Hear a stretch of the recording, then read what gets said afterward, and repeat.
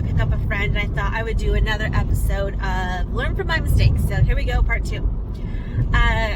Last time I told you a story from about 2010. That is when the whole altitude, high elevation baking thing happened.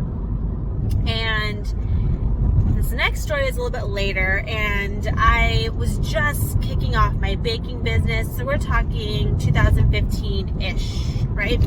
So my friend and I are hanging out, we're up late, we're doing cookies. Her husband was deployed, and so like we were making him treats or something. So at the time, I was living in a military housing community because we're in the my husband is in the military. We, us, him, whatever, however you want to define that. And so because so many of our friends and neighbors had people that were deployed, like we were just baking for them and sending stuff off, right?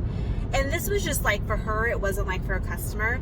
And I was finishing something up, and she's like, oh, hey, can you make me some frosting? I want to take it home for this other whatever. I'm like, yeah, sure. So I'm like, go get butter from your house and walk it back over to me, and I will make you frosting, right? And I love her to death. She's one of my best friends. And she came back with like Country Crock or Blue Bonnet or whatever, right?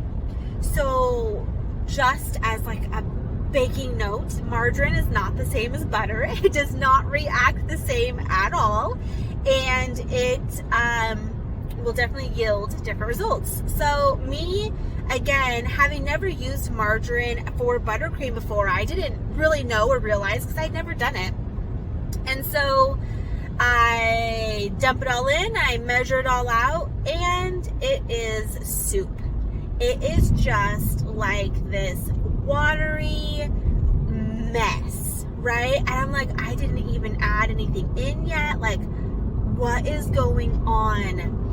And it was supposed to be like a really small amount, and I was just like, I don't know what to do.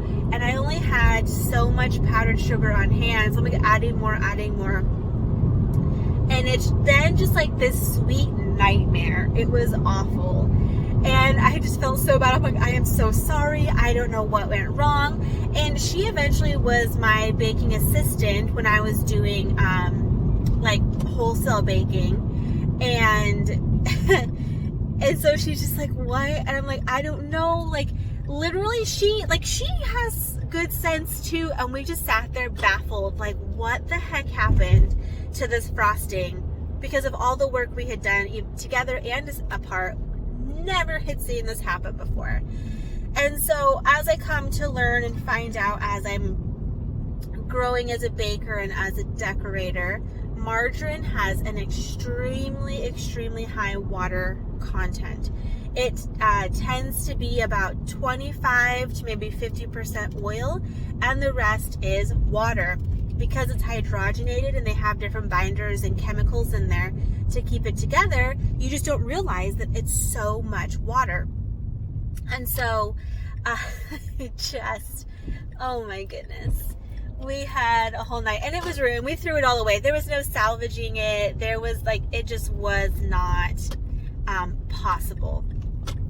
And so if you're ever trying to make a buttercream, be aware, even if you don't put any liquid, like zero liquid whatsoever, that it can still turn to soup because it's such a high water content. And when it comes to like vegan butters, they're a little better only because there's more oil in them. So there's like a Country Crock plant spread, and I've seen it in another, I think it's Earth Balance vegan butter. They're about 76, it's a weird number, like 74, 76% oil. That is like the bare minimum. Watch out, things are gonna get shaky. I'm on a cobblestone road. That's like the bare minimum I would suggest, because when you're using like a traditional butter, butter, it has an extremely low water content. Now, some will have a little bit higher than others. I'd say a regular American butter is probably about 90. I've actually never looked at the statistics, but that's what I would guess. Whereas, and that's where you get some differences between European and American butter, is the difference in that last little bit of fat content. It's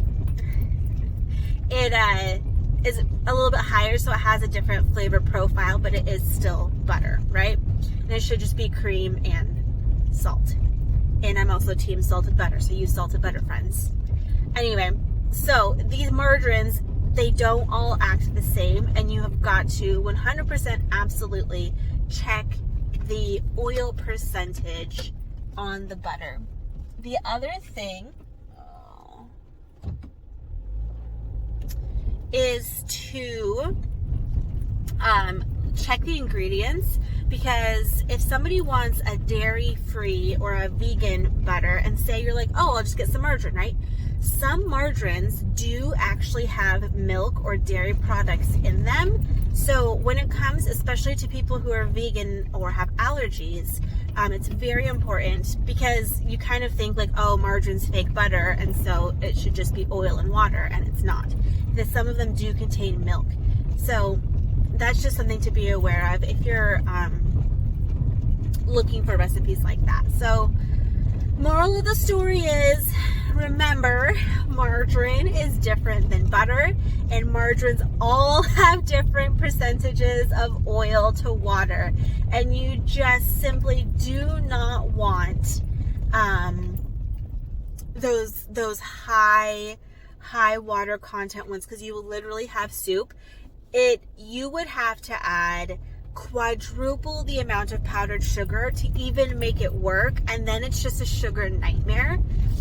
If you do want to use something that has less, and you don't know what to do, and you can't use butter, and you're not sure about the margarines, you can use shortening, which is just a hydrogenated vegetable oil. There's no water in it.